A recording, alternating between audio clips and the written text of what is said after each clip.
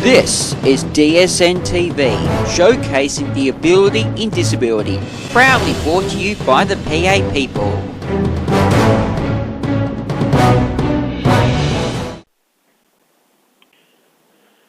And welcome to Showcase. In episode 5, this week we're talking guide dogs. Guide Dogs New South Wales specifically, which had a big week this week on White Cane Day. So I'm lucky enough to have on with me at the moment Jennifer Moon from Guide Dogs. Welcome, Jennifer. Oh, hello, Troy. Big week for you you've had all around the state, it sounds like. Well, it's International White Cane Day, so we would hope that all around the world everybody was celebrating what a white cane with training can help people with vision impairment achieve. Yes. Tell us more about the organisation. Well, here in New South Wales, because as you're probably aware that guide dogs do exist all around Australia, but in New South Wales we offer what most of the organisations do, clearly guide dogs, that's our name, but we do so much more, so it's really, really good to have the opportunity to be able to talk to listeners about what Guide Dogs does. So apart from a guide dog, clearly we do long canes, white canes and other mobility devices that people may not be aware of, electronic devices like the mini guide, a lot more technology these days as well, so we're certainly moving into the GPS area to assist with navigation and orientation, and certainly even advocacy out there with external organisations or training organisations trying to improve the services that they do. So when people with vision impairment encounter public transport or community services, that they're getting the best assistance that they should be getting, moving around independently. That's great. Tell me, how did the organisation start and when did it start? How did Guide Dogs start? Well, originally it came from one gentleman called Dr. Harold Cook. He was in Perth, headed across to the UK to do studies, and as he had a vision impairment, he'd heard about guide dogs over there, signed up, and in fact got himself a guide dog called, I think it was Dreamer. They came back to Australia and then they set up Guide Dogs. They started off in an old tram as their head office in Perth, and then head office moved over to Melbourne, and then it became a national organisation with every state having its own state-based organisation able to specifically give services to clients in their own states. That's a great story. That's great. I didn't know the background there. Yeah, it's pretty cool, isn't it? Tell me, where do you get the funding from for your organisation? Yeah, that's another thing I don't think a lot of people are aware of. One thing is that all the services that we do provide from Guide Dogs to clients, people with vision impairment, is that all the services are free. So that's absolutely fantastic. And these days they are saying that a guide dog is valued at $35,000. So that's pretty nice not to have to fork that over. But we are at the generosity of the community to give us donations to keep us going and to allow us to provide our services free. And I think these days, with NDIS coming in as well, I think they say we get approximately about 2% government funding. So clearly we are very heavily dependent on the community donating to us. All right, what we'll do is we'll have a look at a video now, so just bear with us. At Guide Dogs New South Wales ACT, we've been raising and training guide dogs for over 50 years. These specially trained dogs play a vital role in providing independence to people who are blind or vision impaired. But how does an adorable, cuddly pup turn into a confident, life-changing guide dog? Come on the journey with us as we take you through this remarkable process.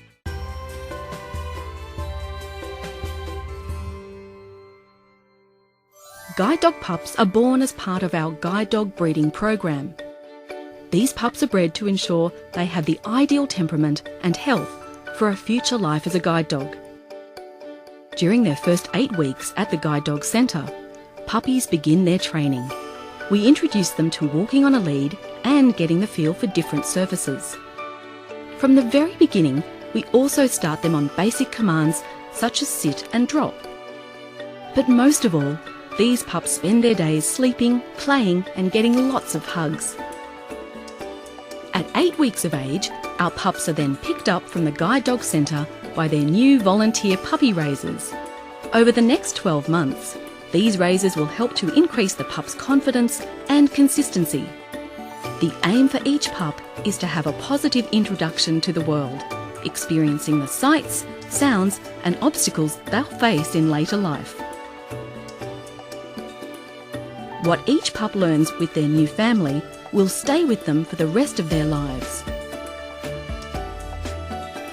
At 12 weeks, it's now time for our growing pups to start their schooling. At puppy preschool, these pups will learn basic obedience and behavioural skills, including how to walk quietly on a lead and walk up and down stairs. These exercises help our pups prepare for the complex training they'll face in the future, while also giving them a chance to socialise and meet some fellow trainees.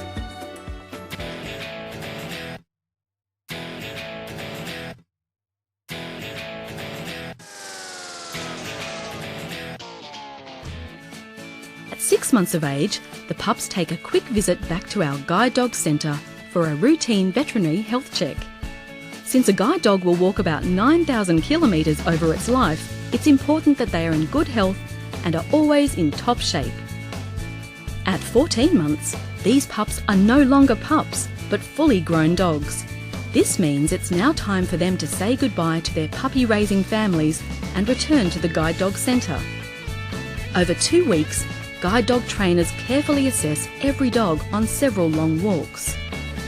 Prospective guide dogs must be healthy, eager to work, display good concentration, and be able to control the temptation to be distracted by food and other animals. Selected dogs will then undergo an intensive 5-month program with an expert guide dog trainer to learn the complex skills required for their new job. They begin with simple commands and progress to more challenging tasks. The trainer's job is to build each dog's confidence and consistency, while observing their personality and tailoring training to suit their temperament. As training progresses, the dogs learn to travel through confusing and crowded areas, such as shopping centres and busy streets. In fact, experienced guide dogs can guide their handlers to a range of destinations. Despite the hard work involved, guide dogs have a rewarding job indeed, and of course, when the harness comes off, there's plenty of downtime.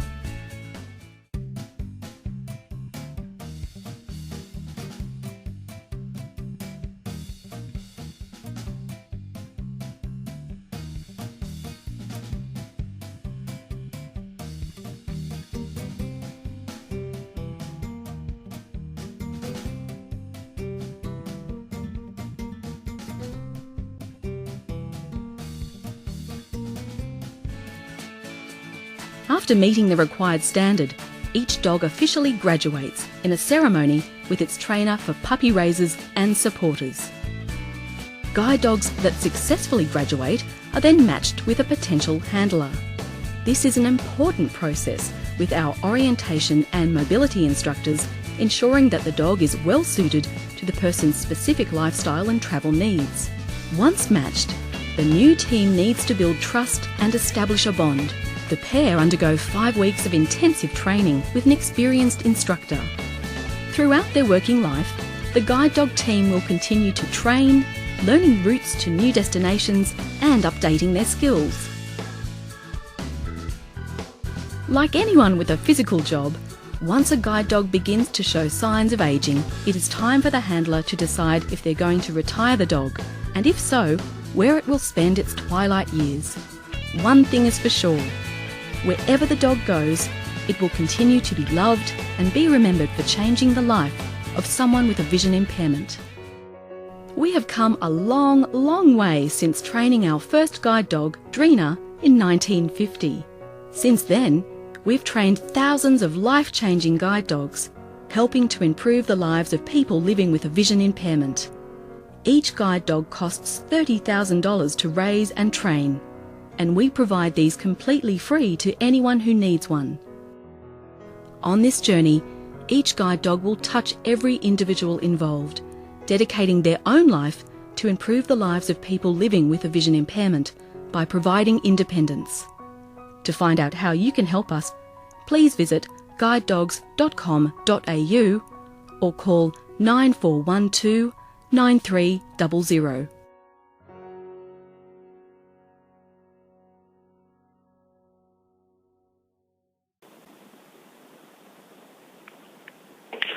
Okay, so now can you tell me more about the journey of the guide dogs, basically, where they start from the puppies, you got the puppy training and the breeding and all that sort of stuff, all the way through. How much contact do you have with the guide dogs throughout? How much resource help do you need to give?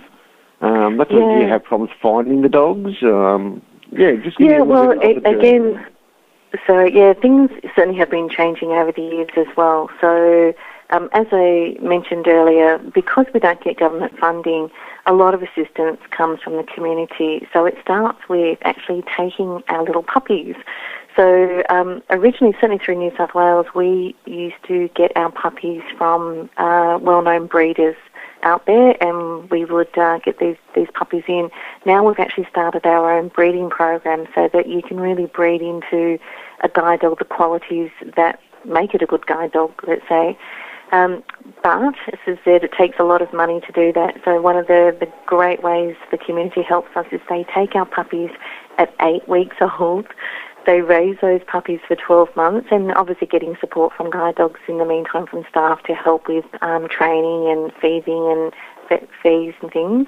And then they come into guide dogs training school, I guess you'd call it, to then undergo that intensive training of learning to be a guide dog and learning the skills that make them such a good guide dog to help people move around without vision.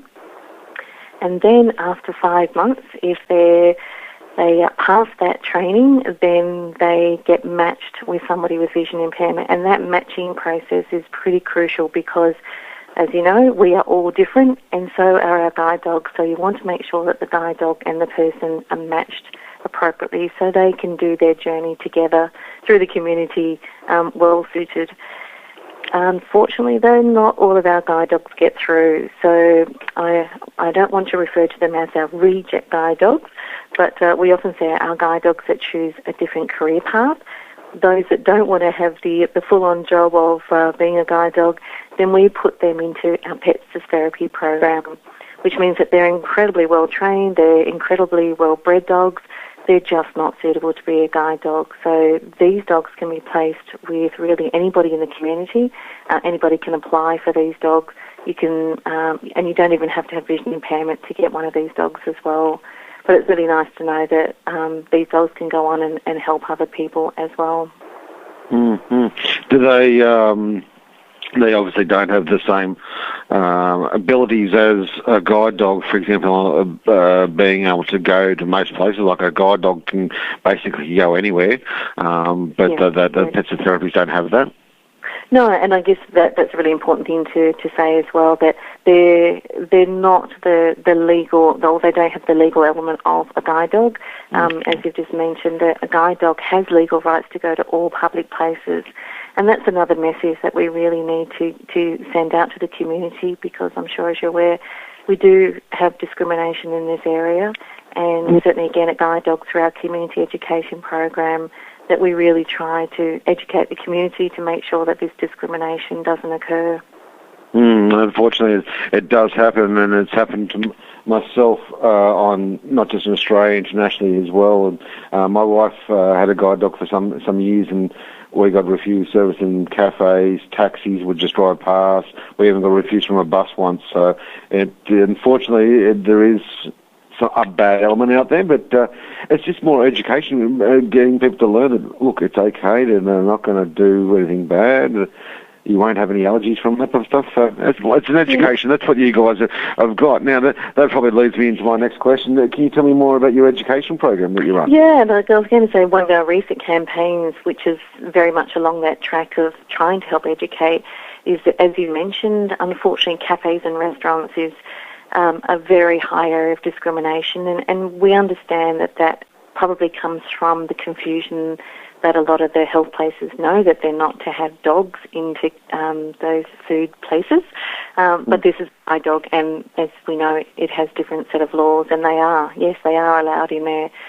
So we've tried to help educate the community, and this year we joined up with the New South Wales Police Force to produce a card known as the Guide Dogs Access Rights card that has the guide dog logo on it, but it also has the police logo on it and some of the blue and white check around it. So if people are not sure, if people are questioned at a restaurant or a cafe, in fact any area where you're questioned, why are you bringing this dog in here? It's been really well received. I mean, it's unfortunate that people have to get it out, but it's been really well received that people look at it and go, oh, sorry, I didn't realise. And it's allowing better access, that's for sure. That's really good initiative, actually, having the New South Wales Police involved. And it's good seeing the state government pushing that through as well. So that's really good. Yes, and part of that education is also with the police force that they also need to know that guide dogs do have legal rights to move around. So it's been a two-way education, not just with our clients knowing they can do it, but also the police knowing that it is in fact a crime to prevent somebody from entering a public place with a guide dog. Yeah. All right, we'll take another look at another video clip now. We'll be back with you soon.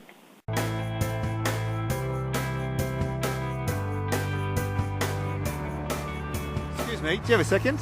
Hi. How are you going this morning? In a bit of a rush, I've got to get to work. How are you getting to work this morning? Catching the bus over there. Okay, well, with this blindfold here, how far do you think you could actually get to work with this blindfold on? Not very far. Would you like to give it a try for me anyway? Okay. It's a bit nerve-wracking. How far do you think you can get to work with your eyes closed? Not very. Not very, okay. Well, I've got a blindfold here. Would you mind having a go? Okay. Excuse me, mate. Are you on your way to work at all? Yeah, I am actually. I'm just about to jump on the train. Okay. Well, I'll let you kind of do your bike lock up there, but I've got this blindfold here. And what I'm doing this morning is asking people how far they could get to work using this blindfold. How far do you think you could get to work with? That pole, mate. I'm very busy. I'm sorry, I've got to go. Oh, really? You won't help us yeah, out? Yeah, no, sorry, mate. I can't. I couldn't make it too far at all. Okay, all right. Thanks, mate. Have a good day. Excuse me? Yep. Are you on your way to work? Yeah, I am, yeah. How are you getting there this morning? I get the train, the city. Well, I've got this blindfold here. Do you think you could get to work with this blindfold on? Oh, I'll accept that challenge, yeah. And just see how far you can get this down this ramp. Okay, so you're straight there. Go slow. Yeah, yeah. I don't think I can get to the bottom of this ramp. A little bit further. Now we're going to step down, and then a big step up. Oh, well done. No, I can't do Is that enough? No. Yeah? Yeah. How did that make you feel? Uncomfortable. Uncomfortable, okay. Yeah. All right, well, thanks for being a good sport, mate. Thanks, Have a great mate. day. All right. So you certainly couldn't drive to work, could you? No. And how else would you get to work then? All right, now we're going to have to go across the road now. Okay. All right, now we've got to hurry up. The red light's gone. The bus is coming. Sorry. Now, can you see anything there? No, it's completely dark. Okay, all right. Well, take it easy. I don't want you hurting yourself, and just take it slowly, and let's see how far you can get. All right, okay, no worries.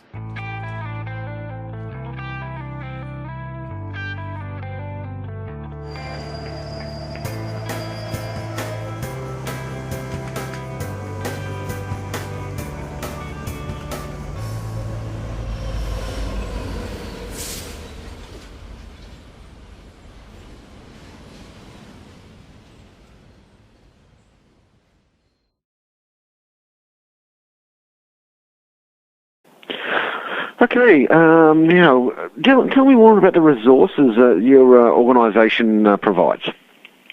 Well, as I mentioned a little earlier, a lot of the work we do at Guide Dogs actually doesn't involve a guide dog. It's our name, and that's what we're really well known for, but it's all about orientation mobility. It's making sure that people with vision impairment, with varying degrees of vision impairment, you don't even need to be legally blind, that you can receive services to move around independently, help learn how to feel safe and confident on public transport, crossing roads, shopping centres, whatever. And really that's the main aim of what we do. But the mobility aid that may be best suited to the person can vary as well. So Of course, as I said, there's the white canes that we're very, very familiar with, and obviously the guide dog we're very familiar with. But certainly in this age of technology, we're seeing a lot more use of technology through smartphones. So we've got the GPS programs, we've got the apps that also help. And that's quite amazing. In fact, I was the other day with somebody checking into a hotel, and I completely forgot to let her know about, you know how you get your lotions and potions when you go into the bathroom. And it wasn't until the next morning when I realised, as I was in the bathroom going, oh, I forgot to let her know what each little lotion and potion was about, because they all look the same. And was she about to put body lotion into her hair? But when I spoke, she said, oh, no, not a problem. I just took a photo of it, and through a particular app, she was able to take a photo of it, and she was able to work out what each one was. And I thought, that's pretty cool. So it's really good that there's a lot more assistance out to help in these sorts of situations. Oh, yeah, no, definitely. That's and a lot of people don't know about how to do that with the technology and that type of stuff. So it's good getting that information out there. Yeah, it's great. And the other thing we have is the mini guard. I don't know if you're familiar with that, because it is an Australian invention. So it's a little handheld device, sends out ultrasound, picks up the closest object, and it will vibrate. So the further the distance, the slower the vibration, the closer you are, the faster vibration. And people often find that very useful to have in addition to perhaps another mobility aid. But you can search for things, you can avoid things, and it can just enhance your mobility moving around. Yeah, no, I do know it. I was lucky enough to go on a Guide Dogs New South Wales camp at the start of the year with my family, basically, and all of us are vision impaired, and it was to do with young kids and the environments and that type of stuff. So it was a big learning experience for me, because yes, I'm vision impaired and I use a cane of a night time because I'm pretty much night blind, but I've never had the experience of actually using a dog and using the mobility guide and that type of stuff, and the navigation. It was really great experience, actually, an eye-opener for me, being a vision impaired person. So, and it's great that we. Oh, sorry, I was just going to say that people can have the opportunity to try out different things, because, like you said, you might know about some things, but things are changing a lot. So it's really nice to be able to, keep people up to speed with what's available. Yeah. Tell me more about the Centre for Eye Health that you guys are involved with. Yeah, so that's people may not be aware of that one, but that is, I guess, a centre that was a joint partnership, I guess, with Guide Dogs New South Wales, ACT, and the University of New South Wales. And it was established because when we interviewed and surveyed our clients, it was along the lines of, if there was anything else we could do, what would we do? What could we do to make things better? And there was an overwhelming response from people saying that if they didn't have to lose their vision in the first place, that really would be obviously a great solution. So the centre was established for early diagnosis. A lot of eye conditions, if they're picked up early enough, you can actually do something about it and hopefully prevent further vision impairment or further failing of vision. So that's what the centre is for. So it's based over at the University of New South Wales. And it exists so people can have, those at risk with certain eye conditions, can have this screening, can have this check of their eyes done on a regular basis. And again, there's no cost. And I think that's fabulous that people can have the opportunity to ensure that their vision is well maintained. That's really good initiative. Tell me a little bit more now about the Advocacy for Access program that you do. Well, yeah. So again, there's with people moving around the environment, and certainly on International White Cane Days, if that's a celebration of, it's not just the cane, but people use that and they get out and about in the community. But we certainly try to make sure that that environment that they travel in is safe, and it's not always that case. So we certainly get involved from the environmental point of view, making sure the environment is safe by working with councils, by working with access consultants and planners and architects to make sure that they're not designing an unsafe environment. But then there's also the direct, I guess, access where we're making sure services are more accessible, whether it be the transport providers that we often give regular training with about how to best assist people's vision impairment when they're moving out and about. that we're just trying in all ways that we can to make both environment and services more accessible.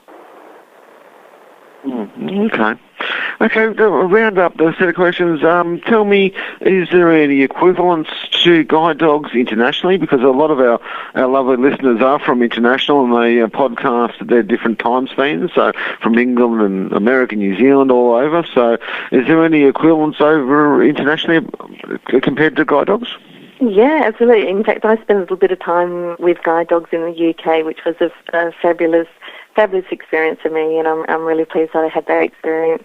But Guide Dogs Australia is certainly part of the International Guide Dog Federation, so there's lots of different organisations out there. Again, they all, I guess, provide different services, but you'd be just checking in your local area what is available, and you could always go to the Guide Dog Federation website to see which ones are part of that would have something similar to what I've been discussing. Okay, so that's really good. So there isn't really an international body, basically, that looks out overall. Right? I didn't even know that. That's great news. So it is quite big then. So that's right. And the part of the International Federation is that it is, I guess, governed by a code of conduct, and every guide dog school is actually assessed on a regular basis through this international body to make sure that the standards are up to date and everybody is providing a quality service. That's great. No, that is good news. Making sure that it is all that, so there's no half-baked organisations doing it incorrectly or anything. So no, that's really good news. I like that, half-baked organisations. Okay, so tell me, if people want to get involved with, I know, the puppy breeding or puppy program, or right through to getting help with assistance with mobility, where can they contact? Where can they find you guys? Yeah, well, I'd certainly say the best place to go is the website, because it has, certainly what we do and what we provide and resources there as well, and how to contact us. So certainly www.guidedogs.com.au, that's the best place to start, and then you can, get in contact with us if need be. Okay, terrific. All right, well, thank you very much for your time this evening on Showcase. It's been really great, and maybe we'll talk to you in the future when your app gets officially launched or something. Please contact us, and we'll help get the word out about it and that type of stuff. So.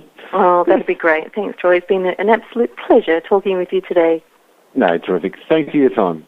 Okay, thank you.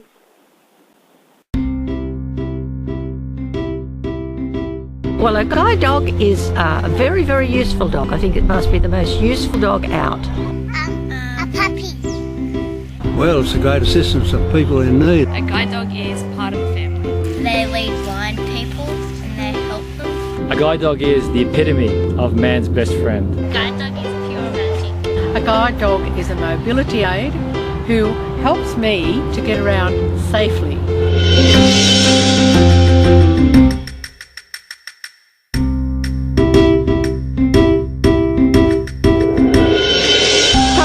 Is learning and responsibility. Hopeful. It's a puppy raising. Looks rather exciting. I think those children are going to have a marvellous time. Puppy raising is a way of getting a new puppy every year. Trials and tribulations of raising pups. Rewarding experience, knowing that you're helping out the blind. You teach the puppies what to do. It's good for the family too, so you get a lot out of it. Certainly some dedicated people doing it. Without puppy raising, there would be very few guide dogs, I think, because you couldn't keep the pups in a kennel because they wouldn't be socially well adjusted. They need puppy raisers to have an evenly balanced dog. They got a dog from here. I'll be back in a minute. Oh. He's funny. The puppy raising process is one of our most important parts at the training centre. Puppy raising consists of a family taking the puppy till the pup's around about 14 months of age from 8 weeks of age. And while it's out in puppy raising, the puppy raiser is asked to socialise the puppy, exercise the puppy, teach it basic obedience, take it to puppy preschool and training days. The puppy raising family are also expected to give the puppy a lot of love and attention. Treat it like their own pet, but with a few extra things to do as well. The Guide Dog Centre is situated at Glossodia, out near Windsor in New South Wales, and it's situated on 25 acres. Our breeding program was established at the training centre in 2011 so that we could have more control over the puppies that we have coming into our program for guide dog training. Things like the colour of the dog, the temperament of the dog, the health of the dog, we can control that more by our own breeding lines. Ultimately, with our breeding program, the dogs that we do breed will better suit our clients.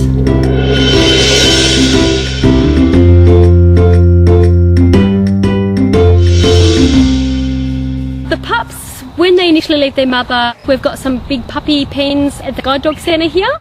In the play area, it's a lot about playtime. They play, they sleep, they eat, and we also get them used to wearing collars, getting handled, we get them used to getting their feet touched, we get them used to getting their ears touched, they get rolled on their back and get tummy rubs, they get lots of kisses and cuddles. They do sleep a lot and just have a lot of fun, but also implementing basic training and obedience. They start to get the equipment from around 4.5 to 5 weeks of age. We've got some stairs, some tunnels, some ladders to walk over. There's some little tyres for the puppies to run through. There's a really big snake type of thing that they have to walk up because it's different heights, and there's different surfaces in there as well. So the puppies get a range of different things in the environment to cope with and to get used to. And they're learning to be comfortable, confident puppies, which is what we're aiming for.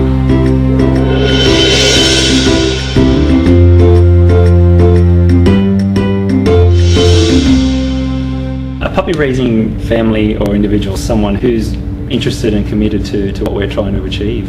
Guide Dogs New South Wales and ACT look for puppy raising families within the Sydney boundaries. We look for people who aren't working full time and also have a yard that is nice and secure and provides good shelter for a dog as well. Pups stay out with the families until they're roughly 12 to 14 months old, so it's about a year-long program. I suppose the fact that we do have to give the puppy back, it's going to be difficult, but for someone who's not ready to take on a dog long term, it's a great experience to start off with. And to know it's going to a good cause to help other people that really will rely on the dog to get around. That's a lot of satisfaction as well. Puppy raisers are provided with all the necessities, so Guide Dogs New South Wales and ACT supply all the food for the dog. We also cover all the veterinary costs and all the treatments for worming and fleas and things like that. Leads and collars are also supplied. The only things we don't supply are perishables like treats and dog toys.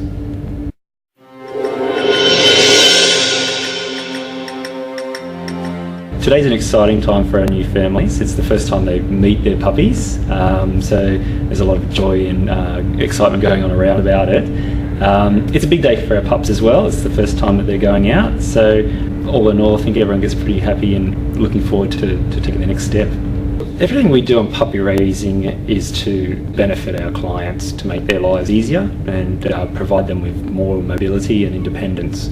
So the role of puppy raising is crucial to that, setting the pups up to succeed, to make sure that the dog is nice and confident and outgoing, and ultimately have the dog out working to change somebody's life. If you bring it back and someone gains from it, it'll be good. We thought it was a good thing to do to help someone. We've never had a puppy before, so we thought it was a good way to try out having a puppy. The most important part of puppy raising is developing social skills in the pup, teaching it what's appropriate at what times, but we also strongly encourage a lot of play as well. So letting the puppy be a puppy, taking it to the park and having a bit of a run around and things like that is very important. Playing with them because they're so cute. Yeah, and taking them for walks, having them around. Getting company from them. The next 14 months will be interesting, and it'll be a case of who breaks who. But I'm sure we'll be good buddies. I'm sure we'll be good buddies.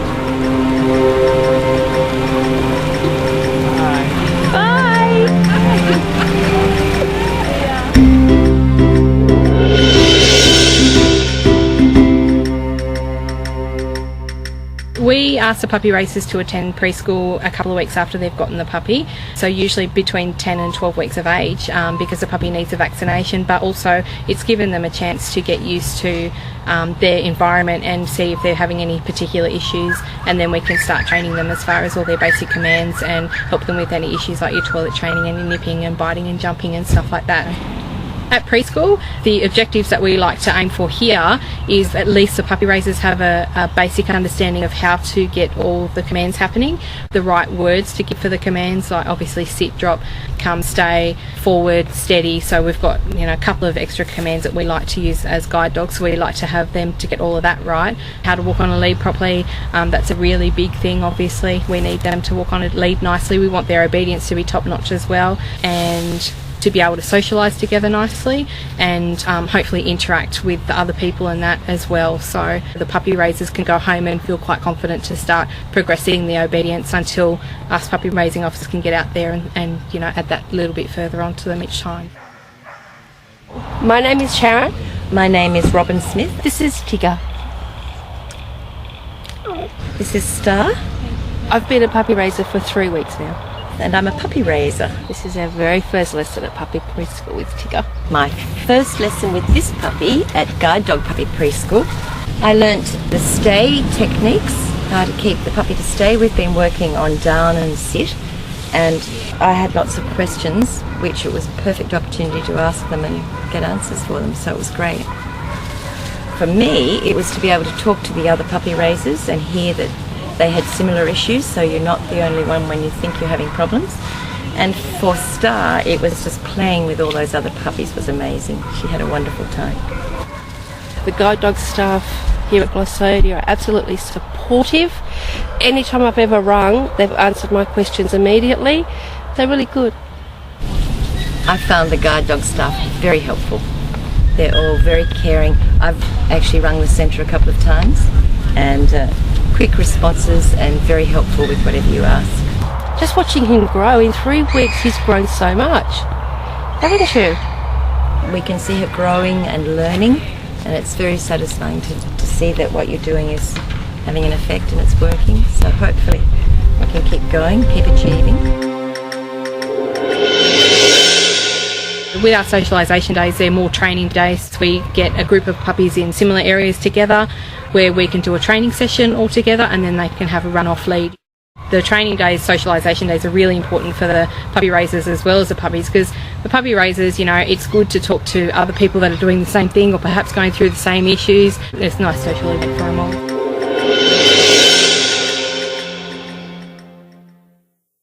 I've been a puppy raiser for 2 years now. Yeah. So Sandy is my second dog. Hopefully Sandy won't be the last one either. So we've had Gonzo, and unfortunately he didn't make it, but fortunately he's now become our pet dog, so that's wonderful.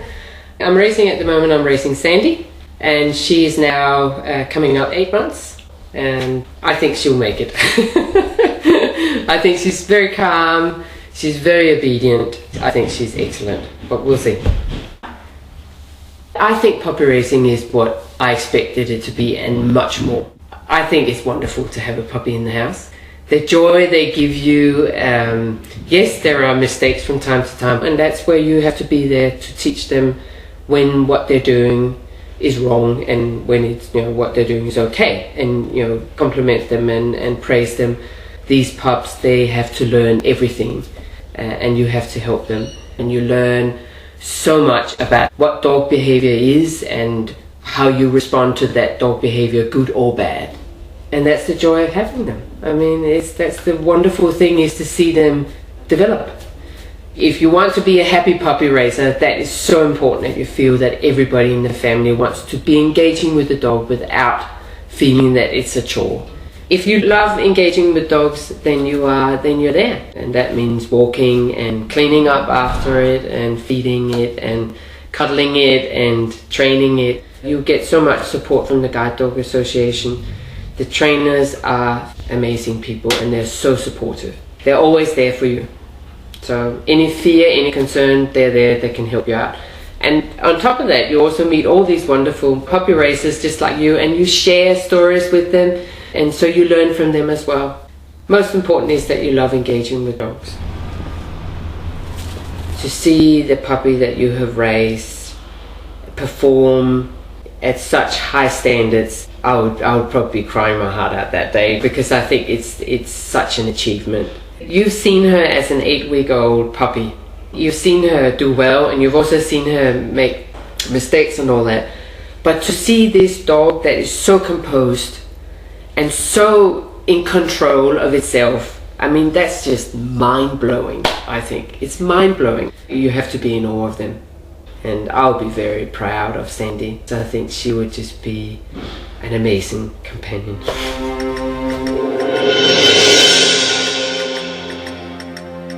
Today's really special because it's just the culmination of all of the weeks of work that both the dogs and myself have put in to get to this point that they're now graduating and they're ready to be able to go out and be placed with a client. They come in for training for about 20 weeks, so they've got just a couple more weeks and then they'll be out with their client. The amount of dogs that graduated today was 6. 6 very, very proud dogs, so yes. Odin is a very special boy. He's very, very quiet at times, but other times he'll be bouncy and happy. When he's out of harness, he's just a wriggle worm, but when he's in harness, he's very, very serious and very sure and steady. He's just a gorgeous boy. I think the proudest moment with Odin is today, graduating him, and yeah, probably today, just seeing that he's passed. It's just amazing, I think. Yeah, I agree. Yeah, to be here today and see it sort of go full circle, and yeah, he's done obviously very well in his training, and it was very emotional actually, knowing that not all the dogs make it. The best part was enjoying having a dog, and he's your best friend for your life. We're very proud. Yeah, proud parents, aren't we?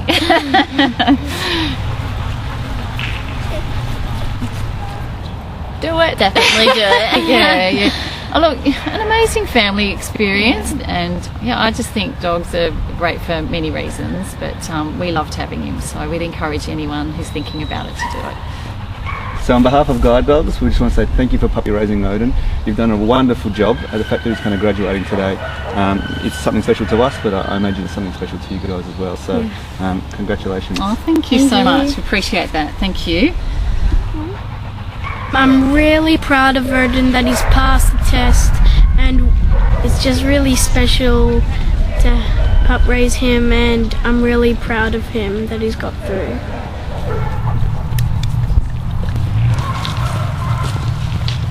Congratulations, Odin. Congratulations. I would like to thank all puppy raisers who have ever contributed to raising a pup for a guide dog, because without the generosity of those people, I wouldn't have this beautiful guide dog, Samara.